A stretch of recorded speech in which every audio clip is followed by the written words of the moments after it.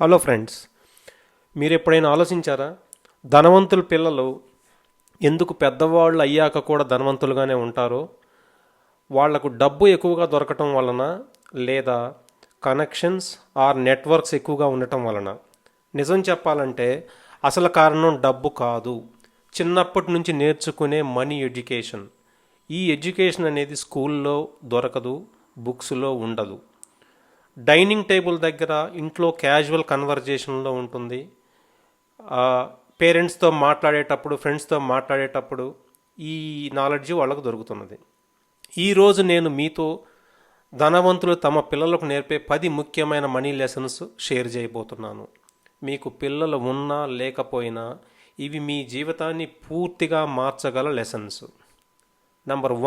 Lesson number 1, డబ్బు లక్ష్యం కాదు, ఒక టూలు మాత్రమే. ధనవంతులు తమ పిల్లలను మొదటగా చెప్పేది ఇదే. డబ్బు దేవుడు కాదు, ఒక సాధనం. డబ్బు ఎందుకు? ఫ్రీడమ్ కోసం, సెక్యూరిటీ కోసం, మనకు నచ్చిన పనిని మనం చేసుకోవడం కోసం, హ్యాపీగా బతకటం కోసం. Poor mind set and middle class mind set ఉన్న ఫ్యామిలీస్ ఏం నేర్పుతారు వాళ్ళ పిల్లలకి? డబ్బు చాలా కష్టమని, ఖర్చు చేయకూడదని, లేదా డబ్బుని అవమానించరాదని, ఇవన్నీ ఇట్లాంటి కొన్ని అపోహలతో నేర్చుకుంటూ ఉంటారు. కానీ రిచ్ ఫ్యామిలీస్ ఏం నేర్పుతారో తెలుసా? డబ్బు భయపడాల్సింది కాదని, వర్షిప్ చేయాల్సింది కాదని, సరిగ్గా ఉపయోగించాలి అంతే. డబ్బుకు వాల్యూ కంపల్సరిగా ఇవ్వాలి. డబ్బుకు వాల్యూ ఇచ్చినప్పుడు మాత్రమే అది గ్రో అవుతుంది. దాన్ని సరిగ్గా యూజ్ చేసుకోలేకపోయినా, దాన్ని భయపడుతూ ఇన్సెక్యూరిటీలో ఉన్నా కానీ అది గ్రో అవ్వదు. ఇది ముఖ్యంగా రిచ్ ఫ్యామిలీస్ వాళ్ళ పిల్లలకు నేర్పుతారు. మన పిల్లలతో మనం డబ్బు గురించి మాట్లాడకపోవటమే పెద్ద తప్పు. ఫ్యామిలీస్లో ఏం చేస్తుంటారంటే, ఈ డబ్బు గురించి మీకెందుకు, మీరు చదువుకోండి, మీకు కావాల్సింది ఎప్పుడో డబ్బు చెప్పండి, మేము స్కూల్ ఫీజులు, కాలేజ్ ఫీజులు మేము పే చేస్తుంటాము, మీకెందుకు డబ్బు గురించి, ఎంత వస్తే ఎందుకు, ఎంత పోతే మీకెందుకు, డబ్బు మీ ఈ ఏజ్లో మీకు డబ్బు గురించి అవసరం లేదు, మీరు హ్యాపీగా చదువుకోండి అంటే వాళ్ళు మనకు ఆ డబ్బు మీద ఉన్న ప్రాబ్లమ్స్ను మనకు చెప్పుకోలేక మన పేరెంట్స్ వాళ్ళు ఇవన్నీ మనకు తెలియకుండా ఉండాలనే ఉద్దేశంతో దాన్ని కప్పిపుచ్చుకుంటూ వస్తారు. డబ్బులు బయట నుంచి అప్పులు తెచ్చినా చెప్పరు, ఎందుకంటే ఈ ప్రాబ్లమ్స్ అన్నీ పిల్లలకు ఎందుకులే అని చెప్పేసి. సో పెద్దవాళ్ళు అయ్యాక ఇలా పెరిగిన వాళ్ళు పెద్దవాళ్ళు అయ్యాక క్రెడిట్ కార్డ్స్తోనో, లోన్లోనో ఇలాంటి స్కామ్స్లో ఇరుక్కుంటారు. సో వాళ్ళకి ఎలా బయటికి రావాలనో తెలియదు, ఎందుకంటే వాళ్ళకి ఇంట్లో చెప్పలేదు సరిగ్గా ఎలా వీన్ని మేనేజ్ చేయాలి, డబ్బుని ఎలా మేనేజ్ చేయాలి. ఓకే, ఇవన్నీ వాళ్ళకి చెప్పలేదు కాబట్టి ఆబ్వియస్గా వాళ్ళు ఈ నాలెడ్జ్ వాళ్ళకు ఉండదు. అదే వేరాజ్ రిచ్ కిడ్స్ అనుకోండి, ఇవన్నీ వాళ్ళ పేరెంట్స్ చూసేవి, చేసేవి చూస్తూ ఉంటారు, వింటూ ఉంటారు. సో వాళ్ళకి ఎలా దీన్ని మేనేజ్ చేయాలనో తెలుస్తుంది. So money is a tool, use it wisely. ఇక లెసన్ 2, ఇన్కమ్ అనేది ఎంత టైం పనిచేస్తే వచ్చేది కాదు, దానికి వాల్యూ సృష్టించడం వల్ల వచ్చేది. మనకి చిన్నప్పుడు నేర్పించేది ఏంటి? బాగా చదువుకో, మంచి జాబ్ తెచ్చుకో, మంచి కంపెనీలో ఉద్యోగం తెచ్చుకో, మంచి శాలరీ వస్తుంది. ఇది జనరల్గా middle class or poor family చెప్పేది. ఎందుకంటే వాళ్ళు ఆ మైండ్ సెట్తో ఉన్నవాళ్ళు, అంతకుమించి వాళ్ళకి సోర్స్ ఆఫ్ ఇన్కమ్ కానీ మంచి లైఫ్ కానీ అంతకుమించి కనిపించదు. బాగా చదువు అంటే మంచి జాబు, మంచి కంపెనీలో జాబ్ వస్తే మంచి శాలరీ వస్తుంది, ఇది మాత్రమే వాళ్ళకి చెప్తారు. కానీ ధనవంతులు తమ పిల్లలకు నేర్పేది వేరు. డబ్బు ఎంత టైం పనిచేసామనే దాని మీద రాదు, ఎంత వాల్యూ క్రియేట్ చేసామనే దాని మీద వస్తుంది. మీకు ఇక్కడ చిన్న ఎగ్జాంపుల్ చెప్పదలుచుకున్నాను. ఒకళ్ళు ఈ డైలీ వేజ్ లేబర్ ఉంటారు. వాళ్ళు మార్నింగ్ వెళ్ళి ఈవినింగ్ వరకు పని చేస్తూనే ఉంటారు. అప్రాక్సిమేట్గా 10 to 12 అవర్స్ పని చేశారనుకుందాం. వాళ్ళకు వచ్చే వేజ్, డైలీ వేజ్ మీరు కంపేర్ చేసుకోండి. అదే ఒక హైలీ స్కిల్డ్ ప్రొఫెషనల్ ఒక కన్సల్టెంట్గా ఒక ప్రాబ్లమ్ సాల్వ్ చేస్తాడు ఒక 1 or 2 అవర్స్లో. కొన్ని సందర్భాల్లో 1 or 2 అవర్స్ కూడా పని చేయరు. జస్ట్ వాళ్ళు ఒక ఐడియా వస్తుంది, ఆ ప్రాబ్లం అర్థం చేసుకుంటారు, సొల్యూషన్ ఇస్తారు, ఆ, ఈ విధంగా వాళ్ళకి ల్యాక్స్లో వస్తుంది ఇన్కమ్. ఆ చిన్న ప్రాబ్లం సాల్వ్ చేయటం వల్ల ఒక్కొక్కసారి క్రోర్స్లో కూడా ఉండొచ్చు. మరి దీన్ని బట్టి అర్థం చేసుకోవాల్సింది ఏంటంటే ఆ ఇన్కమ్ అనేది ఎంత టైం పని చేసామనే దాని వల్ల కాదు, ఆ వాల్యూ క్రియేట్ చేయటం వల్ల వస్తుంది. ఉదాహరణకు షాప్ ఓనరు, ఒక బిజినెస్, ఒక ఇన్వెస్టరు, ఫ్రీలాన్సరు, ఇవన్నీ మీకు ధనవంతులు తమ పిల్లలకు నేర్పేది. ఎంప్లాయీ జనరల్గా 8 గంటలు పనిచేస్తాడు, 8 గంటల శాలరీ వస్తుంది. ఎంటర్ప్రెన్యూరర్ ఒక ప్రాబ్లం ఐడెంటిఫై చేస్తాడు, ప్రాబ్లం సాల్వ్ చేస్తాడు, అన్లిమిటెడ్ ఇన్కమ్ వస్తుంది. అందుకే మీకు రిచ్ కిడ్స్ని ఏం చేస్తావని అడిగితే వాళ్ళు ఏం ప్రాబ్లం సాల్వ్ చేస్తావని చెప్తారు. అదే మిడిల్ అండ్ పూర్ ఫ్యామిలీస్ కిడ్స్ని అడిగితే వాళ్ళు ఏం చేస్తామంటే నేను జాబ్ చేస్తాను, పలానా కంపెనీలో జాబ్ చేస్తున్నాను, 2 years నుంచి పని చేస్తున్నాను, 3 years నుంచి పని చేస్తున్నాను, అలా చెప్తుంటారు. ఆ ప్రాబ్లం గురించి ఎప్పుడు చెప్పరు. ఇదే తేడా. ఇక lesson number 3, assets versus liabilities. Okay, ఫస్ట్గా ఇది ఎసెట్స్ ఏంటి, లయబిలిటీస్ ఏంటి, దాని డిఫరెన్స్ ఏంది తెలుసుకోవాలి. పిల్లలకి ఇది కంపల్సరీగా నేర్పించాలి. ఎసెట్ అంటే మీ జేబులోకి డబ్బు తెచ్చేది, లయబిలిటీ అంటే మీ జేబు నుంచి డబ్బు తీసేసేది. ఎగ్జాంపుల్, రెంట్ వచ్చే హౌసు ఎసెట్. ఓకే, ఈఎంఐలో కొన్న కారు లయబిలిటీ, డివిడెండ్ వచ్చే stocks asset, credit card debt liability. జనరల్గా సొసైటీలో ఒక అపోహ ఉంది ఏంటంటే మంచి కారు ఉంటే దాన్ని ఎసెట్, బాగా రిచ్ అంటారు. ఓకే, ఓన్ హౌస్ ఉంటే అది ఒక ఎసెట్, బాగా రిచ్గా ఉందంటారు. ఓకే, కానీ దాని బ్యాక్గ్రౌండ్ ఈఎంఐ, మెయింటెనెన్సు, నెల నెల ఈఎంఐ ఉంటుంది, మెయింటెనెన్స్ ఉంటుంది, ఇది లయబిలిటీ. అంటే ఇప్పుడు మీరే చెప్పండి, కారు లయబిలిటీయా ఎసెట్టా, ఓన్ హౌస్ లయబిలిటీయా ఎసెట్టా? ఓకే, రిచ్ పేరెంట్స్ తమ పిల్లలకు చిన్నప్పటి నుంచే ఎసెట్స్ వర్సెస్ లయబిలిటీస్ డిఫరెంట్ చెప్తారు. ఎసెట్స్ కొనాలి, లయబిలిటీస్ అవాయిడ్ చేయాలని నేర్పుతారు. Lesson number 4, delayed gratification. అంటే ఇప్పుడే కావాలి అన్న మైండ్ సెట్ కాదు, కొంచెం డిలే చేయండి. సొసైటీలో మనం చూస్తూనే ఉంటాం, చిన్నప్పటి నుంచి చూస్తూనే ఉన్నాం.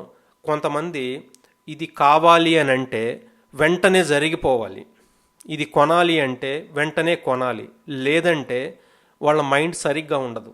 ఓకే, సో ఇప్పుడే కొనేద్దాం, తర్వాత చూసుకుందాం, ఏదైతే అదైంది, ముందు కొందాం. ఇది కామన్గా జరుగుతున్నది.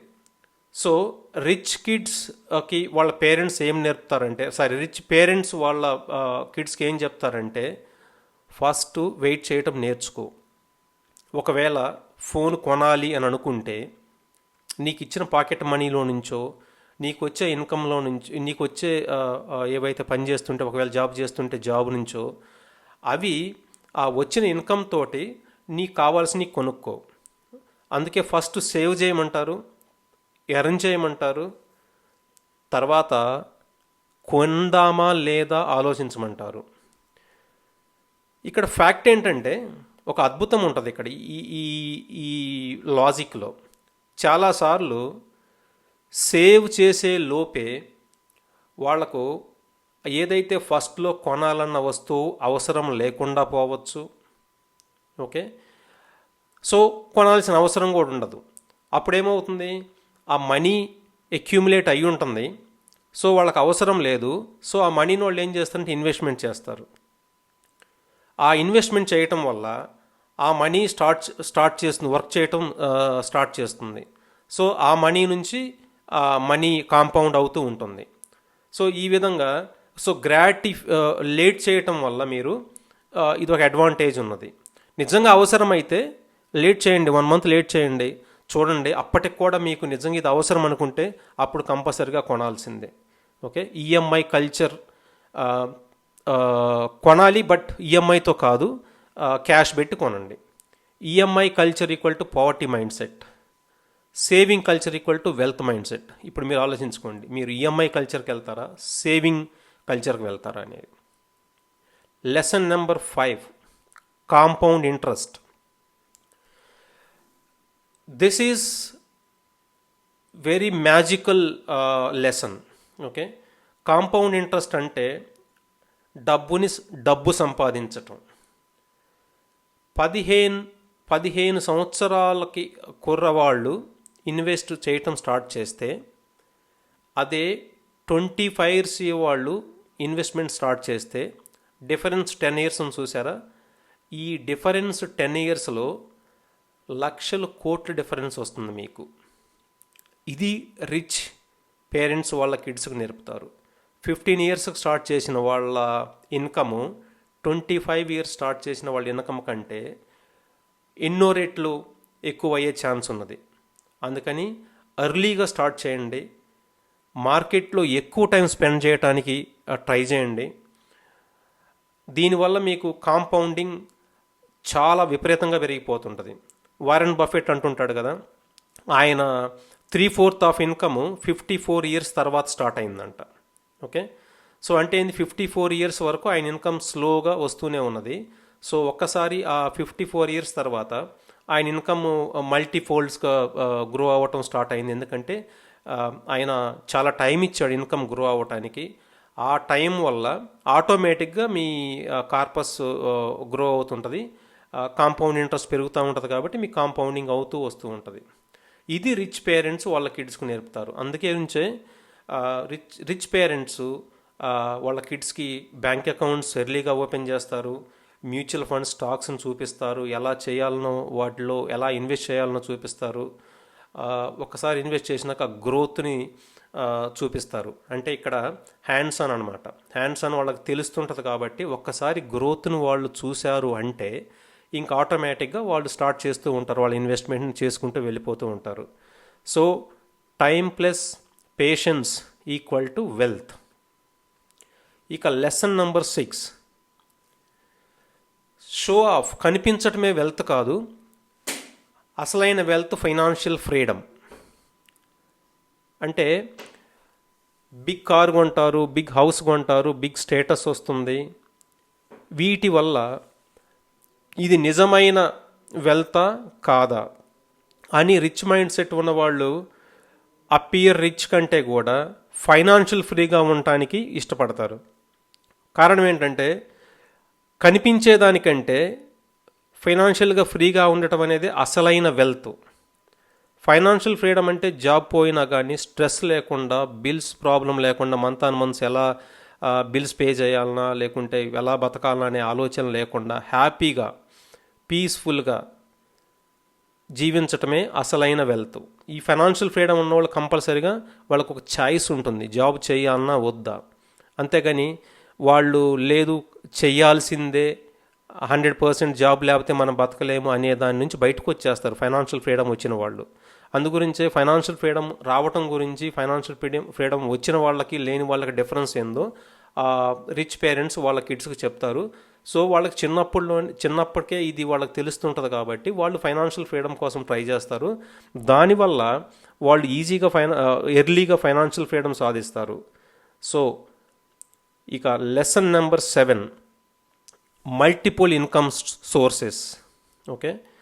జనరల్గా చాలామంది ఒకే శాలరీ మీద ఆధారపడి ఒకే వర్క్ స్ట్రీమ్ మీద ఆధారపడి జీవితం నడిపిస్తూ ఉంటారు.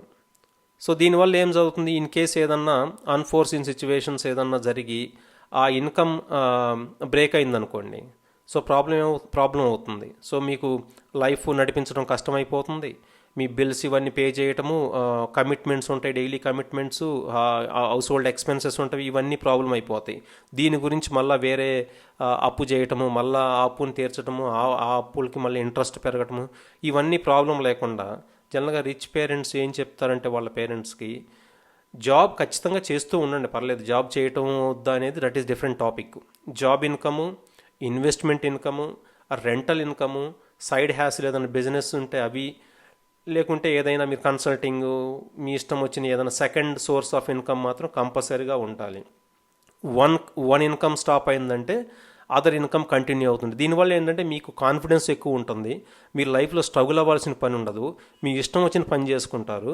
అందుకే శాలరీ ఒక్కటే కాదు, మనం వేరే మల్టిపుల్ సోర్సెస్ కూడా ఉండాలి అని నేర్పుతారు వాళ్ళ కిడ్స్కి.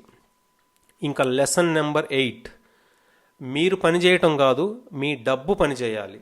ఓకే, అంటే ఇక్కడ గోల్ ఏంటి?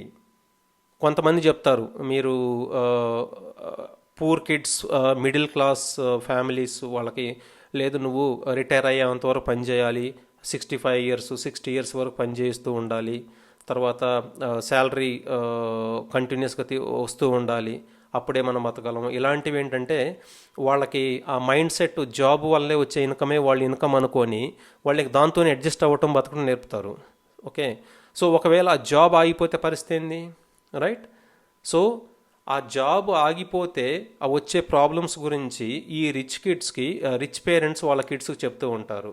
ఓకే, సో మనీ ఇన్కమ్ ఎప్పుడూ కూడా ఎక్స్పెన్సెస్ కంటే ఎక్కువ ఉండాలి. ఓకే, అప్పుడే జాబ్ ఆప్షనల్ అవుతుంది, వర్క్ చాయిస్ బికమ్స్ ఫ్రీడమ్ అవుతుంది. రిచ్ కిడ్స్ ఈ థాట్తో గ్రో అవుతారు కాబట్టి వాళ్ళకి తెలుస్తుంది. అంటే డబ్బుని ఇక్కడ పని చేయటం అంటే మీరు మీ శాలరీ ద్వారా మీకు ఒక ₹1,00,000 పర్ మంత్ వస్తుంది అనుకుందాం. కానీ మీ ఆ శాలరీ ఇన్కము మీరు ఆ ₹1,00,000 కంటే ఎక్కువ వచ్చే దాంట్లో ఇన్వెస్ట్ చేసుకుంటూ వెళ్ళాలి స్లోగా. Over a period of time పడుతుంది మీకు. ఇది కొంచెం టైం పడుతుంది, ఎందుకంటే 1,00,000 రావాలి అంటే మీరు చాలా ఇన్వెస్ట్ చేయాలి. సో ఆ ఇన్వెస్ట్మెంట్ చేసుకుంటూ వెళ్తూ ఉంటే కంపల్సరీగా మీకు వచ్చే శాలరీ కంటే మీ డబ్బు పనిచేయటం వల్ల వచ్చే ప్యాసివ్ ఇన్కమ్ ఏదైతే ఉందో అది మీ శాలరీ కంటే ఎక్కువ వస్తుంది. సో ఇది చాలా ఇంపార్టెంట్. జనరల్గా ఇది నేర్పించకపోతే శాలరీ మీదనే లైఫ్ మొత్తం డిపెండ్ అయి బతకాలి. శాలరీ మీద బతుకుతూ ఉంటే మీకు ఏదో శాలరీ వచ్చేంతవరకు ఎదురు చూస్తూ ఉండాలి. ఏదైనా అన్ఫోర్సీన్ ఏదైనా ఎక్స్పెన్సెస్ వచ్చినప్పుడు ఆ మంత్ మీకు తక్కువైపోవటము, తర్వాత వేరే వాళ్ళ దగ్గర అప్పులు తీసుకోవటం, ఇవన్నీ ప్రాబ్లమ్స్ ఉంటాయి. అందుగురించే ఎప్పుడూ కూడా మీరు పని చేయటమే కాదు, మీ డబ్బుతో కూడా పని చేయించాలి అని రిచ్ పేరెంట్స్ వాళ్ళ కిడ్స్కి చెప్తారు. ఇక లెసన్ నెంబర్ 9, క్యాలిక్యులేటెడ్ రిస్క్. భయం వద్దు, అలాగని రెక్లెస్గా ఉండొద్దు. ఓకే, డెఫినెట్గా మీకు పూర్ మైండ్ సెట్ ఉన్నవాళ్ళు రిస్క్ తీసుకోవద్దు, లేదు జాబ్లోనే ఉండు, జాబ్ అయితే హ్యాపీగా మీకు నెల నెల శాలరీ వస్తుంది, ఈ బిజినెస్లు పెట్టొద్దు, బిజినెస్లు పెడితే మీకు లాస్లు వస్తే చాలా ఇబ్బంది అవుతుంది, మీరు ఎప్పుడు కూడా సేఫ్ సైడ్ ఉండాలి, ఎందుకు హ్యాపీగా మీకు నెల నెల 30 daysకి మీకు పని చేసినా చేయకపోయినా శాలరీ వస్తుంది కాబట్టి ఇక్కడ మీ బిజినెస్లోకి వస్తారు, లాసెస్ ఉంటవి, ఈ లాస్ని మీరు తట్టుకోలేరని చెప్పేసి వాళ్ళ పూర్ మైండ్ సెట్ ఉన్న పేరెంట్స్ ఎప్పుడు కూడా కిడ్స్కి చెప్తారు. అదే రిచ్ మైండ్ సెట్ ఉన్న వాళ్ళు ఏం చేస్తారు తెలుసా? రిస్క్ అసెస్ చేసి చెయ్యి, బిజినెస్ చెయ్యి, కానీ రిస్క్ అసెస్ చేసుకో. ఎంత రిస్క్ ఉన్నది, ఇన్వెస్ట్మెంట్ ఎంత పెడతావు, దానివల్ల రిస్క్ ఎంత ఉంటుంది, లాభం నష్టం వస్తే ఎంత వస్తుంది, ఇన్వెస్ట్మెంట్ మొత్తం పోతుందా లేదు 10-20% పోతుందా అనేది ఒక క్యాలిక్యులేటర్ రిస్క్ తీసుకో.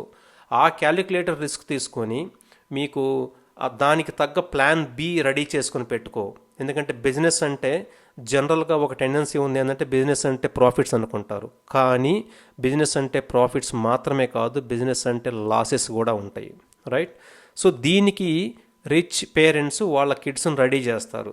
సో దట్ ఏంటంటే వాళ్ళు ఇన్ కేస్ ఏమైనా లాస్ వచ్చినా కానీ, ఒకవేళ వస్తే ఎంత పర్సంటేజ్ లాస్ రావడానికి ఛాన్స్ ఉన్నది, ఆ పర్సంటేజ్కి సంబంధించి ప్లాన్ బి రెడీ చేసుకొని పెట్టుకుంటారు.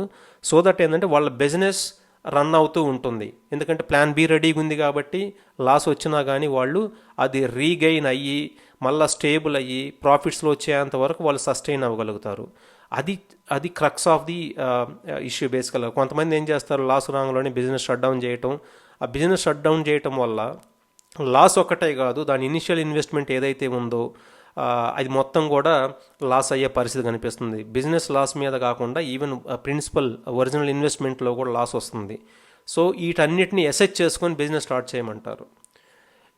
ఈ యాటిట్యూడ్ పిల్లలకి రిచ్ పేరెంట్స్ నేర్పుతారు కాబట్టి వాళ్ళు ఇవన్నీ క్యాలిక్యులేట్ రిస్క్ తీసుకొని బిజినెస్ స్టార్ట్ చేస్తారు. అందుకే వాళ్ళు బిజినెస్లో సక్సెస్ అవ్వడానికి ఛాన్సెస్ చాలా ఎక్కువ ఉంటుంది. ఇక last lesson number 10, wealth comes with responsibility. Okay, దీని మీనింగ్ ఏంటంటే రిచ్ ఫ్యామిలీస్ చివరిగా నేర్పేది ఇదే. సో డబ్బు అనేది ప్రివిలైజ్ కాదు, ఇట్స్ ఎ రెస్పాన్సిబిలిటీ. సో డబ్బు సంపాదించిన తర్వాత we need to give it something back to society. పీపుల్కి హెల్ప్ చేయాలి, ప్రాబ్లమ్ సాల్వ్ చేయాలి, ఓకే, ఎడ్యుకేట్ చేయాలి. ఇది ఇప్పుడు నా మెయిన్ ప్రయత్నం కూడా అదే. ఇక్కడ ఈ ఈ ఈ ఈ పాడ్కాస్ట్ ద్వారా ఇది విని అట్లీస్ట్ కొన్ని పాయింట్స్ అన్న ఎవరన్నా నేర్చుకొని ఇంప్లిమెంట్ చేయగలిగితే అంతకంటే నాకు ఆనందం ఇంకేది లేదు.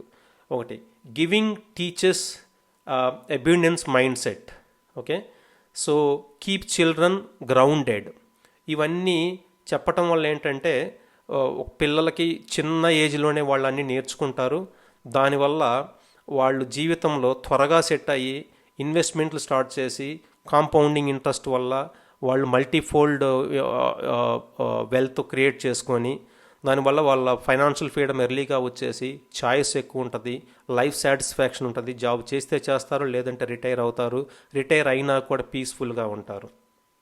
సో ఇప్పటికి మనం 10 లెసన్స్ గురించి మాట్లాడుకుందాం. ఒక్కసారి రీక్యాప్ చేసుకుందాం. ఈ 10 lessons: lesson 1, money is a tool not a goal. Lesson number 2, value creates income not hard work. Lesson number 3, assets versus liabilities. Lesson number 4, delay gratification. Lesson number 5, compound interest. Lesson number 6, freedom కావాలన్నా appearance కావాలన్నా. Lesson number 7, multiple income sources. Lesson number 8, money should work. Lesson number 9, calculated risks. Lesson number 10, responsibility and giving back to the society. మీరు rich ఫ్యామిలీలో ఇవన్నీ తెలుసుకోవడానికి మీరు rich ఫ్యామిలీలో పుట్టాల్సిన అవసరం లేదు. ఈ నాలెడ్జ్ ఉంటే చాలు. ఈ రోజు నుంచే మీ లైఫ్లో అప్లై చేయండి, మీ పిల్లలకు నేర్పించండి, మీ ఫ్రెండ్స్తో షేర్ చేయండి. Knowledge inheritance, money inheritance. Okay, మీకు ఈ పాడ్కాస్ట్ ఉపయోగపడితే లైక్ చేయండి, సబ్స్క్రైబ్ చేయండి, షేర్ చేయండి. ఈ పాడ్కాస్ట్లో ఉన్న లెసన్స్ వల్ల ఏ ఒక్క ఫ్యామిలీ, ఏ ఒక్క పర్సన్ అయినా చేంజ్ అయితే అంతకంటే హ్యాపీ ఏం లేదు. మళ్ళీ కలుద్దాం. Money smart, future secure life కోసం. Thank you.